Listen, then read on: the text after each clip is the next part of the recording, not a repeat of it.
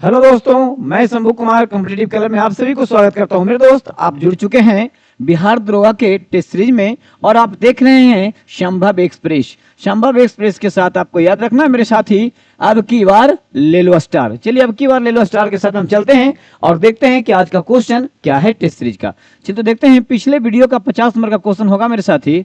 वो 50 नंबर का क्वेश्चन आपका ये रहा और इसमें बहुत सारे बच्चे जो है सही आंसर किए हैं और कुछ का आंसर गलत भी हो गया है। चलिए तो देखते हैं पहला आज का, ये मदर ऑफ पर्ल मेघ किस मंडल में देखने को मिलता है। 50 नंबर का क्वेश्चन यही था मेरे साथी, मदर ऑफ पर्ल मेघ है ना किस मंडल में देखने को मिलता है। कल मैंने आपको बताया था कि जो इसमें से बहुत कुछ मैंने समझाया था भी और आपका जो सटीक लगा वो आपने आंसर किया है, लेकिन कुछ का गलत हो गया। चलिए तो देखिए, इसका जो आंसर होगा मेरे साथी वो होगा आपका समताल मंडल। इसके विशेष रूप से मैं कल इसके पिछले वीडियो में मैंने बता दिया था। चलिए तो ये हुआ 50 नंबर क्वेश्चन का ऑप्शन नंबर बी बिल्कुल सही आंसर। और आज क्या देखते हैं, पहला क्वेश्चन क्या है। चलिए ठीक है, तो आज का क्वेश्चन क्या है मेरे साथ ही ध्यान देते हैं। एशियाई विकास बैंक में कितने प्रतिनिधि कार्यालय है। एशियाई विकास बैंक ADB याद रखिएगा, उसके जो है कितने प्रतिनिधि कार्यालय है, तो उसका कार्यालय 2, 3, 4 या 6 कितना है मेरे साथी, तो याद रखना है इसका है 3। कितना है 3। तो इस तरह से इसका आंसर बी बिल्कुल सही जवाब होगा मेरे साथी। चलिए अगला क्वेश्चन आपका क्या कहता है देखना है। चलिए अगला क्वेश्चन आपका ये है, हाल ही में किस राज्य सरकार द्वारा मुख्यमंत्री मांझी लड़की बहन योजना की शुरुआत की गई है।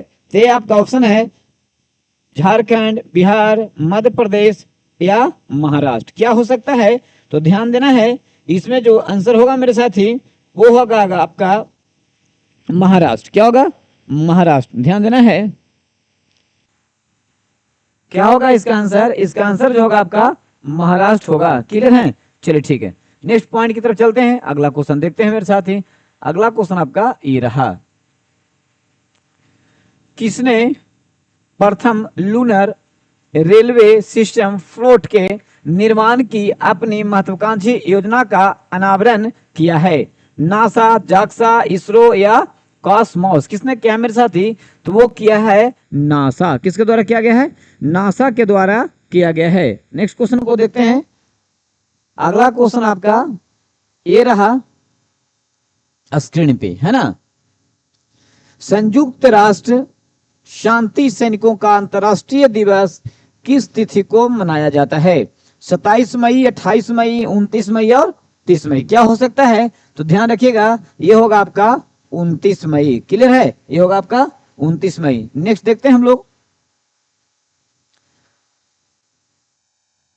देखिए, ऑपरेशन मर्यादा किस राज्य की पुलिस द्वारा शुरुआत किया गया है। Kerala police, Punjab police, Uttarakhand police, Bihar police. तो याद रखिएगा आपका आंसर उत्तराखंड पुलिस बिल्कुल सही जवाब और सटीक जवाब होगा मेरे साथी। चलिए नेक्स्ट देखना है आपका ये,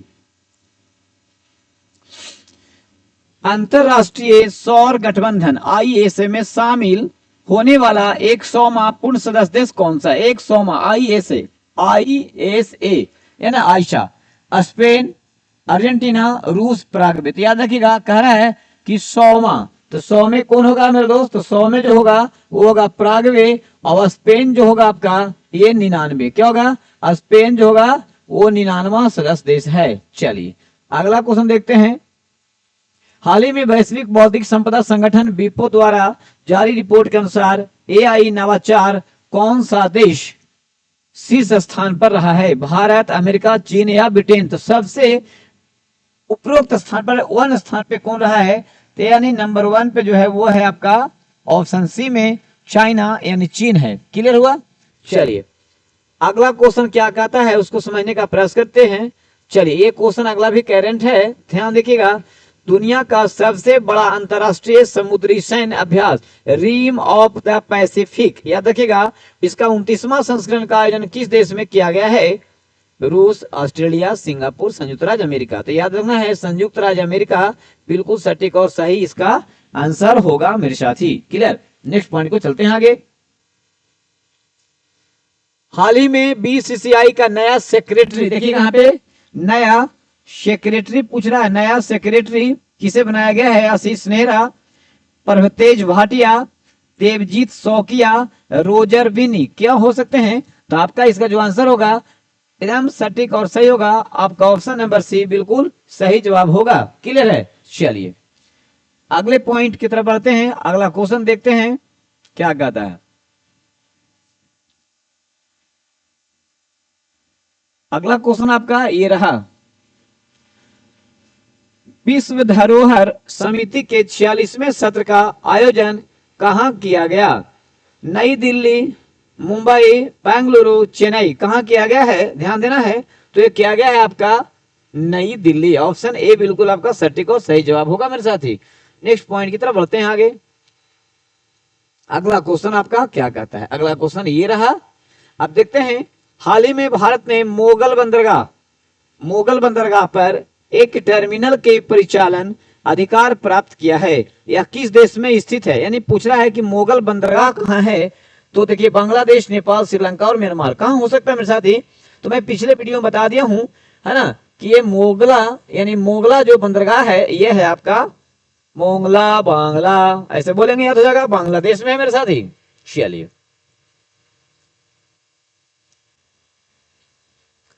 अगला क्वेश्चन आपका ये रहा, भारत संचार निगम लिमिटेड बीएसएनएल का नया अध्यक्ष तथा प्रबंध निदेशक किसे नियुक्त किया गया है? संतोष कुमार, रॉबर्ट जेरार्ड, रवि एम बी राव या तपन कुमार डेका। किसे कहा गया है? तो याद रखेंगे ये जो संचार निगम लिमिटेड जो आप देख रहे हैं यहाँ पे बीएसएनएल, इनका जो है अध्यक्ष प्रबंधक एमडी बनाया गया है वो है आपका रॉबर्ट जेरार्ड रवि। ध्यान रखेंगे ऑप्शन बी बिल्कुल सही जवाब होगा। अगले क्वेश्चन की तरफ बढ़ते हैं। अगला क्वेश्चन आपका क्या कहता है, यहां ध्यान देंगे मेरे साथी। चलिए, किसके द्वारा कृषि उद्यमियों को सहायता देने के लिए स्टार्टअप और ग्रामीण उद्यमी के लिए कृषि कोष पहल को लॉन्च किया गया है? नीति आयोग, नबार्ड, एमएसएमई या आरबीआई? ध्यान देना है। तो ये जो किया गया है कृषि से जो संबंधित अगर आपका बात आ जाए तो समझिएगा आपका इसे इंपॉर्टेंट है नबार्ड। चलिए नबार्ड की स्थापना कब हुआ मेरे साथी? आप लोग जरा कमेंट बॉक्स में बताएंगे। बहुत इजी क्वेश्चन है। हाल ही में प्रधानमंत्री नरेंद्र मोदी द्वारा किस राज्य या केंद्र शासित प्रदेश में जेड मोड टनल का उद्घाटन किया गया है? जेड मोड टनल का उद्घाटन किया गया है, ध्यान देना है। जम्मू कश्मीर में, लद्दाख में, उत्तराखंड में या हरियाणा में?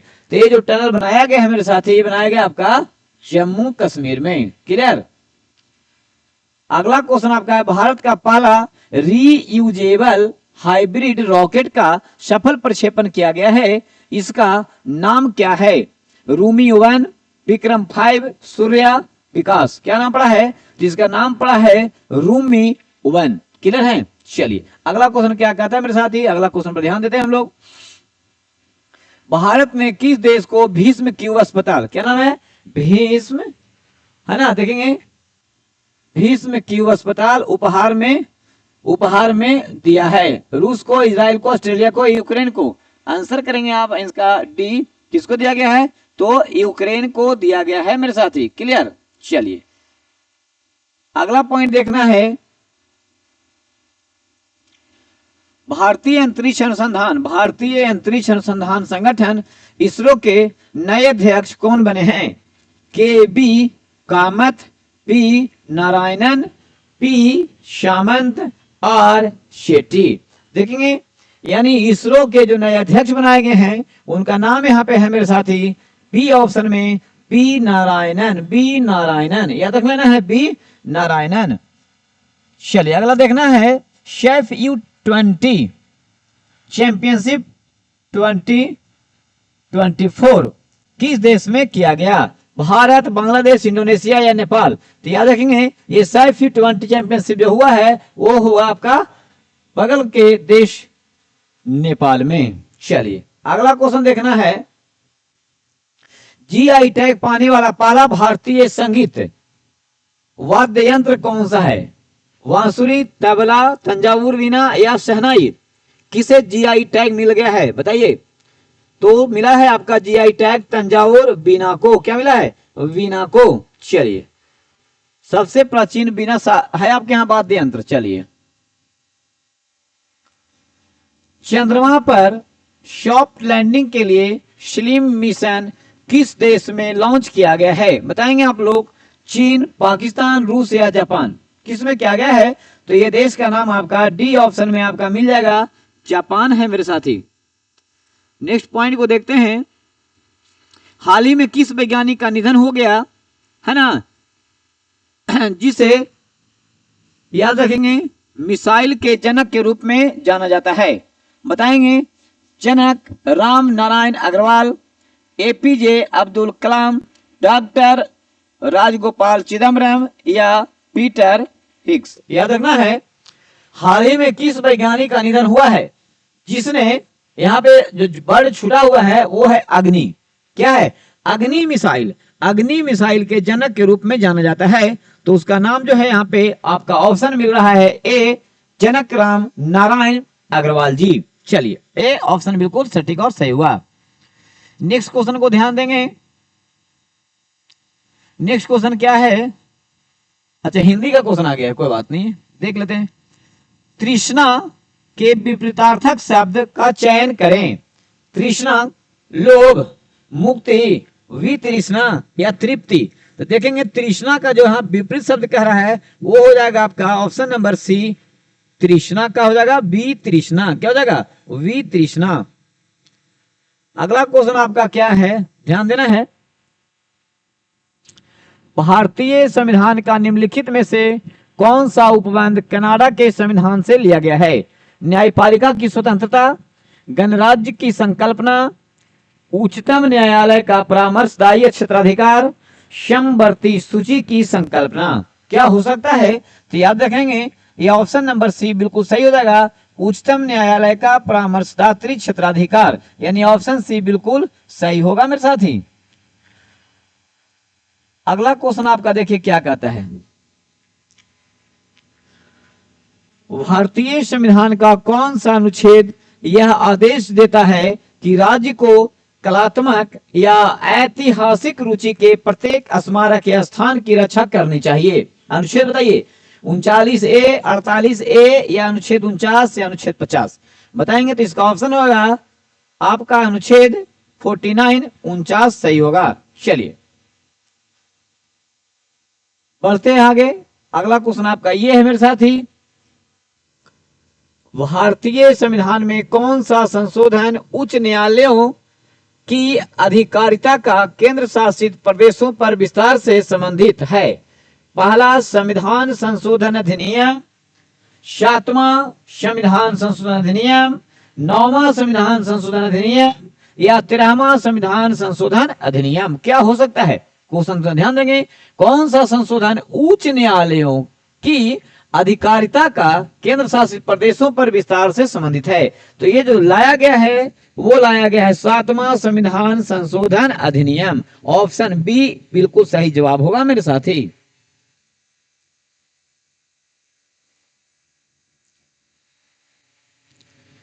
निम्नलिखित में से कौन सा अधिकार 14 वर्ष से कम आयु के बच्चों को खतरनाक कार्यों पर नियोजित यानी काम पे लगाना एकदम रोक है? समानता का अधिकार के अंतर्गत है, स्वतंत्रता के अधिकार, शोषण के विरुद्ध अधिकार या संवैधानिक उपचारों का अधिकार? क्या हो सकता है?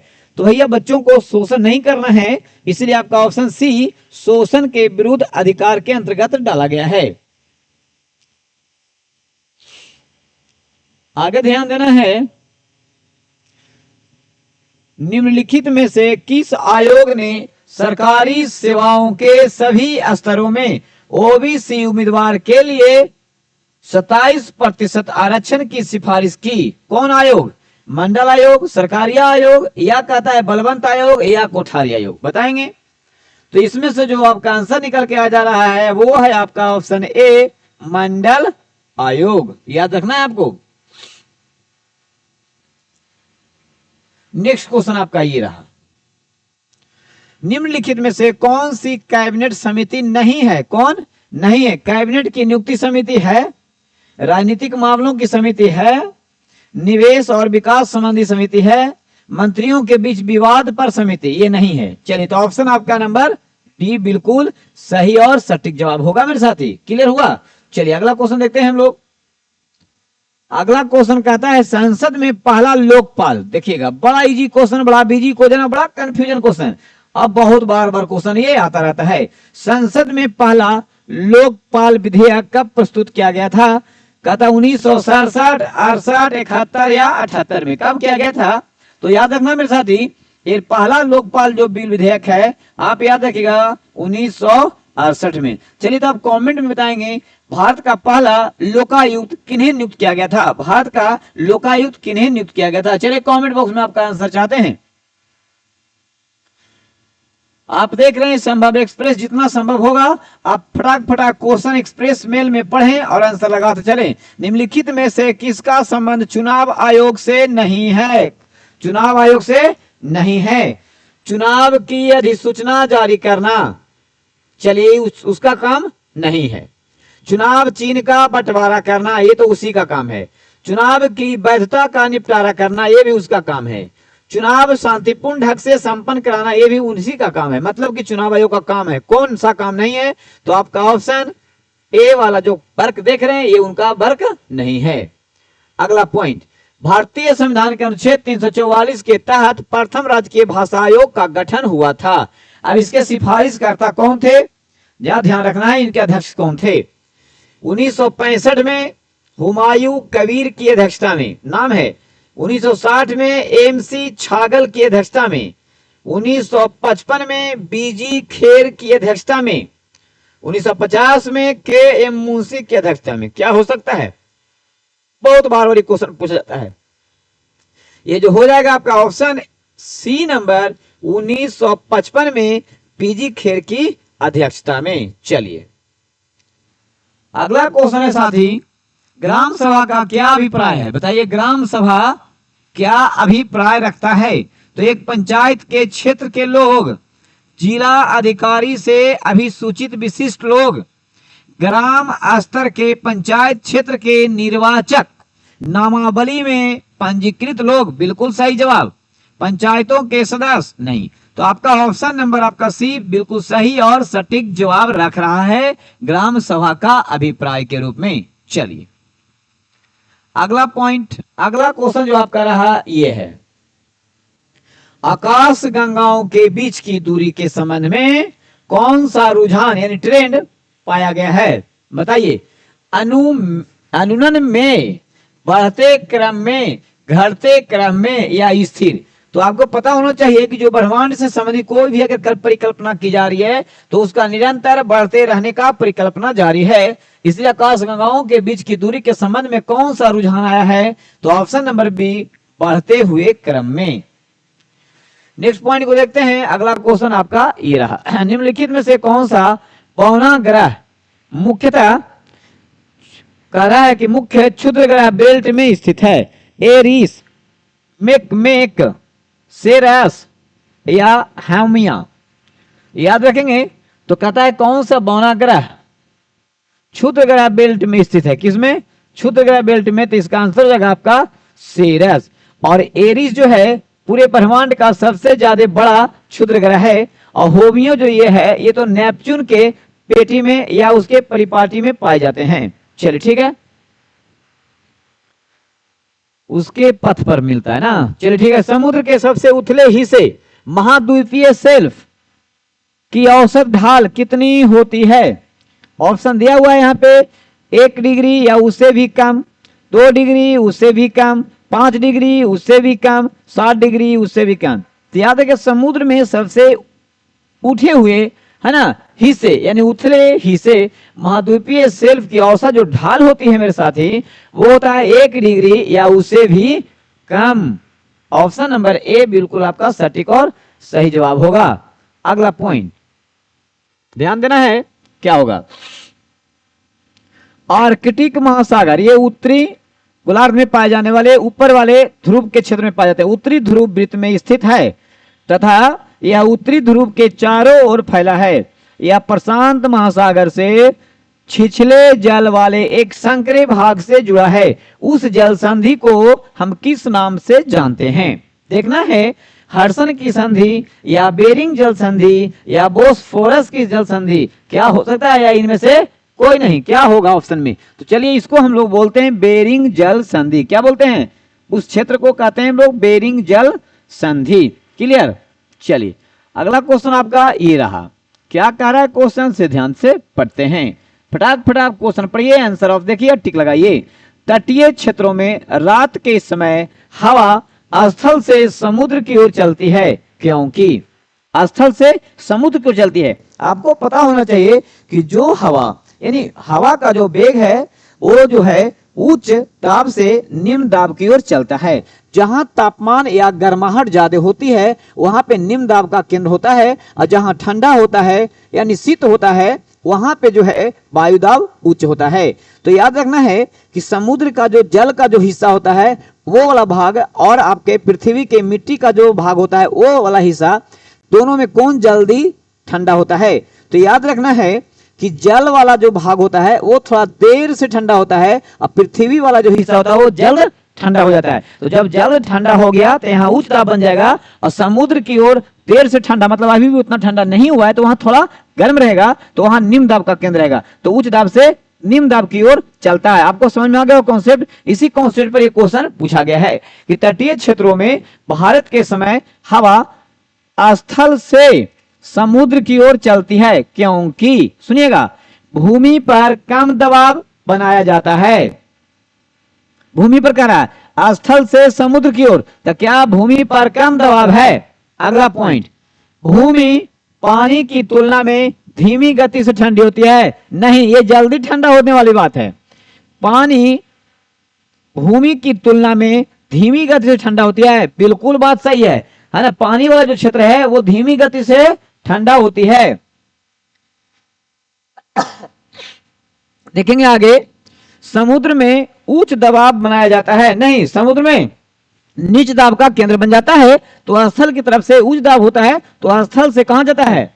स्थल से, देखिए लिख रहा है स्थल से समुद्र की ओर चलती है। इसका जो सबसे बिजोड़ और अच्छा आपको जो दिख रहा है वो जबरदस्त ऑप्शन आपका सी है, पानी भूमि की तुलना में धीमी गति से ठंडा होता है। चलिए समझ गए होंगे आप लोग। नेक्स्ट पॉइंट को देखते हैं मेरे साथी। अगला क्वेश्चन आपका ये है, निम्नलिखित में से किस नदी में उपयोग करने योग्य जल भंडारण क्षमता सबसे कम है? सबसे कम है। अगर कहीं यही पूछे सबसे ज्यादा तो बताइए क्या होगा? अब यहाँ तो कम वाला पूछ रहा है ना, तो पहले हम इसका आंसर देख लेते हैं कि निम्नलिखित में से किस नदी में उपयोग करने योग्य जल भंडारण क्षमता सबसे कम है? तो गंगा, ब्रह्मपुत्र, कृष्णा और गोदावरी, इतने आपके पास ऑप्शन दिए गए हैं, तो ये आंसर हो जाएंगे आपका ब्रह्मपुत्र। क्या हो जाएंगे? सबसे कम जो हो जाएगा वो क्या होगा? ब्रह्मपुत्र। और सबसे ज्यादा जो होगा वो हो जाएगा गंगा। सबसे ज्यादा कौन होगा? गंगा। यानी कि सबसे ज्यादा में होता है गंगा, इसके बाद होगा दूसरा नंबर पे गोदावरी, तीसरे नंबर पे जो होगा वो होगा आपका कृष्णा। क्लियर है? गंगा, गोदावरी और कृष्णा। याद रखिए सबसे कम किसका होता है? तो ब्रह्मपुत्र। यानी कि आपका 38 नंबर क्वेश्चन का आंसर बी बिल्कुल सही जवाब होगा। चलिए ठीक है, अगला क्वेश्चन ध्यान देते हैं भाई, क्या कहता है? निम्नलिखित में से भारत के किस क्षेत्र में अधिकांश लोहा और इस्पात उद्योग संकेंद्रित है? पश्चिमी घाट, दक्कन का पठार, छोटा नागपुर का पठार, सिंधु गंगा के मैदान। क्या हो सकता है? तो ध्यान देखेंगे सबसे ज्यादा जो लोहा और इस्पात का जो उद्योग होंगे वो होगा छोटा नागपुर के पठार। चलिए इसी हिस्सा में है ना।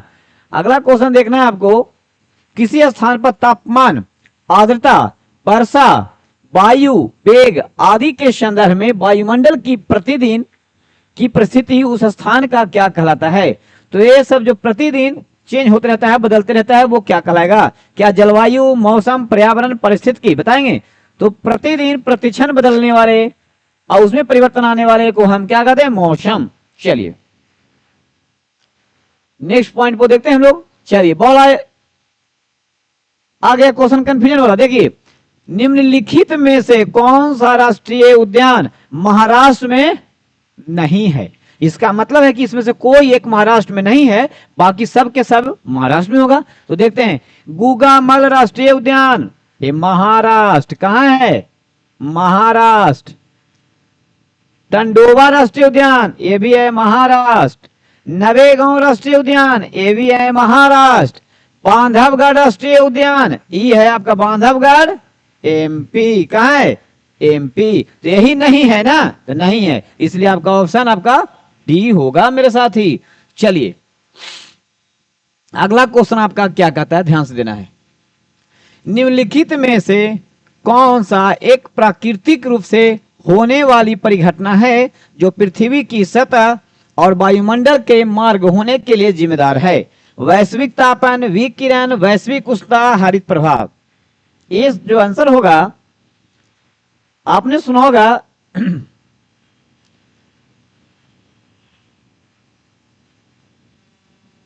चलिए ये तो फिर से क्वेश्चन पढ़ता हूं, देखना है। निम्नलिखित में से कौन सा एक प्राकृतिक रूप से होने वाले परिघटना है जो पृथ्वी की सतह और वायुमंडल, पृथ्वी की सतह को भी गर्म करता है और इसके ऊपर वायुमंडल को भी गर्म कर देता है? तो आपने सुना होगा ग्रीन हाउस, नाम सुने हैं?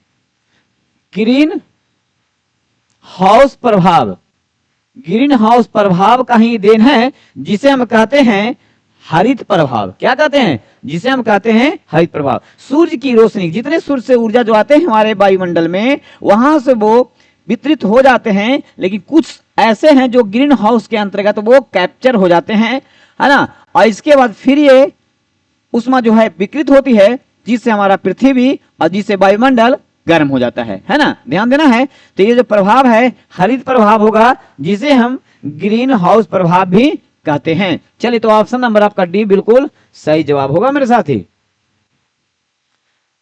नेक्स्ट क्वेश्चन देखना है क्या है।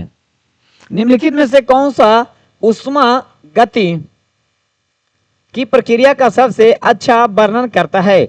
संपीड़न सामर्थ्य की मात्रा का मापन, बल की मात्रा का मापन, या विद्युत की मात्रा का मापन, या स्थानांतरित उष्मीय ऊर्जा की मात्रा का मापन? यहां पे ध्यान से देंगे, कौन सा उष्मा गति की प्रक्रिया का सबसे अच्छा वर्णन करता है? तो उष्मा गति की वर्णन जो होगा वो स्थानांतरित उष्मीय ऊर्जा की मात्रा का मापन, यानी कि 43 नंबर क्वेश्चन का आंसर डी बिल्कुल सही होगा मेरे साथी।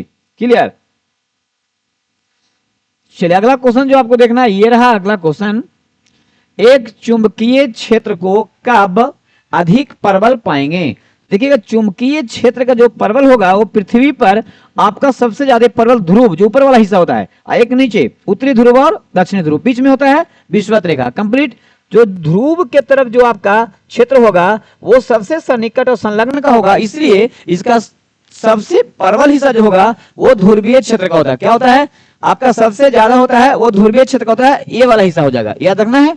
अब इसमें कह रहा है कि जब क्षेत्र की रेखाएं सघन होती है, जब रेखाएं एक साथ होती है, जब क्षेत्र रेखाएं दिखाई नहीं देती है, जब ध्रुव एक साथ होते हैं। जब ध्रुव एक साथ होते हैं से वाला बात तो होगा ही नहीं, क्योंकि ध्रुव दोनों अलग अलग होते हैं। ध्यान रखिए, जब सघन होता है मतलब कि उसे संलग्न होता है, तो वो ही हो सकता है जब क्षेत्र की रेखाएं सघन होती है, क्योंकि इन दोनों का जो है आपका ध्रुव से सन्निकट होता है और इनकी रेखाएं आपस में कभी भी एक दूसरे को प्रतिच्छेद नहीं करती है। वहीं से ये क्वेश्चन उठाया गया है, एक चुंबकीय क्षेत्र को कब अधिक प्रबल पाएंगे? तो जब आप कहां रहेंगे? आप रहेंगे सघन क्षेत्र में। तो सघन क्षेत्र कौन सा होगा? आपका ध्रुवीय प्रदेश को ही हम सघन रेखाएं का क्षेत्र माना जाता है, इसीलिए इसका आंसर आपका क्लियर होता है ए। क्लियर है? चलिए ये आपका नेक्स्ट पॉइंट, पृथ्वी एक चुंबक है। आप बताएंगे मेरे साथी, किसने कहा था कि पृथ्वी एक चुंबक है? वहीं से उसी जो है कंसेप्ट से ये क्वेश्चन लिया गया था। किसी वस्तु को किसी अक्ष के परितः घूमने, कोई वस्तु है और अपने अक्ष पे वो चारों तरफ क्या कर रहा है? राउंड मार रहा है। अक्ष के परितः घुमाने वाले बल, आप देखेंगे इसको घुमा रहा है यानी घूर्णन भी कर रहा है और इसमें बल लगा रहा है।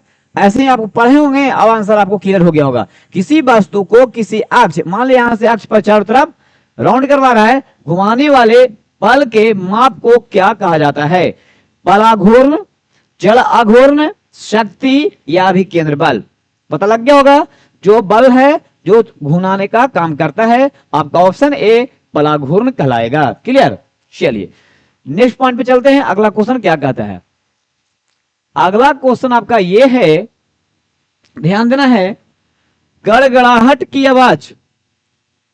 गड़गड़ाहट का मतलब जो बादल में होता है, बादल जब गड़गता है तो पहले आवाज सुनाई देता है, फिर प्रकाश। लेकिन ये बात आपको माइंड को विचलित करता है, ध्यान देना है। इसी बात को मैंने समझाया था कि जब हम अपने घरों में टीवी को ऑन करते हैं तो सबसे पहले क्या होता है, तो उसमें से आवाज आती है या प्रकाश आती है। तो ध्यान देना है कि प्रकाश की तीव्र गति होती है, प्रकाश की सबसे ज्यादा चाल होता है और ध्वनि के उससे कम होता है। तो सबसे पहले क्या होता है? प्रकाश आएगा, उसके बाद आपका आवाज आएगा। अब यहाँ पे क्वेश्चन क्या कह रहा है? गड़गड़ाहट की आवाज प्रकाश की चमक दिखाई देने की तुलना में बाद में सुनाई देती है। पहले कौन हुआ था? गड़गड़ाहट की आवाज बाद में सुनाई देती है, किसके अपेक्षा? प्रकाश की चमक। इसका मतलब है कि प्रकाश की गति तीव्र है और आवाज की गति स्लो है। तो इसलिए टीवी हम जब चालू करते हैं तो सबसे पहले हमको आवाज सुनाई पड़ेगा या पहले प्रकाश? जैसे टीवी चालू करते हैं तो पहले प्रकाश से हमारा घर जो है लाइटेड हो जाता है ना, सफेद हो जाता है, याद रखेंगे। और उसके बाद फिर उसमें कोई बोलता हुआ आदमी का आवाज आता है, ध्यान देंगे। इस संबंध में निम्नलिखित कौन सा कथन सत्य है? चाहे तो ये बादल की गड़गड़ाहट से क्वेश्चन दे दे या टीवी ऑन करने पर प्रकाश या ध्वनि से क्वेश्चन दे दे, स्टेटमेंट यहां सब सेम मिलेगा। ध्यान देना है, क्वेश्चन आपको मैं इतना अच्छा कॉन्सेप्ट से समझाया कि आंसर निकल ही जाएगा। कहता है कि ध्वनि की गति प्रकाश की गति के समान होती है, दोनों की गति समान नहीं होती है, तो ये क्वेश्चन नहीं होगा। ध्वनि की गति प्रकाश की गति के दोगुनी होती है, ध्वनि की गति प्रकाश की गति के दोगुनी कभी हो ही नहीं सकता है। क्यों? क्योंकि आपको पता है कि प्रकाश तीव्र होता है और उससे कम होता है ध्वनि। ध्वनि की गति प्रकाश की गति के 4 गुनी होती है। लीजिए, अभी जब 2 गुनी नहीं हो सकता तो ध्वनि की गति 4 गुनी तो नहीं होगी, ये भी आपका तो 3 तो ऐसे कंप्लीट हो गया, आंख मुड़ के माली चौथा। ध्वनि की गति प्रकाश की गति से बहुत कम होती है। जब यहां ध्वनि की गति कह रहा है कि कम होती है, किस गति से? प्रकाश की गति। इसका मतलब इसका क्या होता है? अधिक होता है। तो स्टेटमेंट में हम कंसेप्ट में यही तो जानते हैं कि प्रकाश की गति अधिक होती है और ध्वनि की गति कम होती है। मिल गया कंसेप्ट क्लियर? तो आपका ऑप्शन नंबर डी बिल्कुल सही जवाब होगा मेरे दोस्त। आगे बढ़ गए, चलिए आगे बढ़ते हैं। क्वेश्चन क्या आ गया? 47 नंबर का क्वेश्चन आ गया, निम्नलिखित में से किस वैज्ञानिक ने यह निष्कर्ष निकाला कि निर्वात में सभी वस्तुएं समान त्वरण से गिरती है और समान समय में भूमि पर पहुंचती है? बताएंगे ये जो किसका कहना है? तो ये थॉमस एल्वा एडिसन का कहना है कि गैलीलियो गैलीली का कहना है, एल्बर्ट आइंस्टीन का कहना है कि आइजक न्यूटन का कहना है? बताएंगे। तो ये जो स्टेटमेंट है, ये स्टेटमेंट आपका गैलीलियो की है, याद रखेंगे। Important number option B clear हुआ। चलिए नेक्स्ट क्वेश्चन ध्यान देना है। क्या क्वेश्चन है अगला? निम्नलिखित में से किस तरंग को उष्मा तरंगों के रूप में भी जाना जाता है? बस 1 नंबर का ऑब्जेक्टिव क्वेश्चन है, उष्मा तरंग के रूप में जाना जाता है। ऑप्शन देखिएगा, एक्स किरणें, प्रकाश तरंगे, अवरक्त तरंगे या गामा किरणें। तो देखिएगा उष्मा तरंगे के रूप में जो वहां जाना जाएगा वो होगा आपका ऑप्शन सी, अवरक्त तरंगे। क्लियर? नेक्स्ट क्वेश्चन की तरफ बढ़ते हैं। और आज का ये सेकंड लास्ट क्वेश्चन 49 नंबर का क्वेश्चन है मेरे दोस्त। किसी एक समान चुंबकीय क्षेत्र में, ठीक है, एक आवेशित कण, देखिएगा इसी को पकड़िएगा, एक आवेशित कण के मार्ग की वक्रता त्रिज्या जिसके समानुपाती होता है, कण के ऊर्जा, कण का आवेश, कण का संवेग या क्षेत्र का सामर्थ्य क्या हो सकता है? तो देखने का प्रयास करना है आप लोग को। एक समान चुंबकीय क्षेत्र में एक आवेशित कण के मार्ग वक्रता त्रिज्या के समानुपाती होता है तो वो होगा आपको कण का संवेग, याद रखना है। चलिए साथी, तो आज का 50 नंबर का क्वेश्चन ये रहा। ये 50 नंबर का क्वेश्चन मैं आप लोगों के लिए छोड़ता हूं और आपको देखना है क्वेश्चन क्या कहता है, 4 ऑप्शन इसका क्या है। मैं क्वेश्चन पढ़ता हूं। परमाणु के इलेक्ट्रॉनिक विन्यास से सूत्र लिखना है 2n² में n दर्शाता है। n क्या दर्शाएगा? इलेक्ट्रॉनों की संख्या, प्रोटॉनों की संख्या, या नाभिक से दिए गए कोष की संख्या, या मौजूद संयोजी इलेक्ट्रॉनिक विन्यास का वितरण। क्या हो सकता है? आपको क्वेश्चन 50 नंबर का क्वेश्चन पढ़ना है, 4 ऑप्शन देखना है, जो सही होगा सटीक होगा उसका आंसर लगाना है मेरे साथ ही। तो इसी 50 नंबर के क्वेश्चन के साथ मैं आज के एपिसोड में समाप्त करता हूं और मिलता हूं फिर अगले वीडियो में नेक्स्ट डे आपका इसी टाइम पे 50 क्वेश्चन के साथ में। तब तक आप बने रहिए और देखते रहिए मेरा एक प्यारा सा चैनल कॉम्पिटिटिव क्लब। आज तक इतना ही मेरे दोस्त, मिलते हैं अगले वीडियो में। जय हिंद, जय हिंद।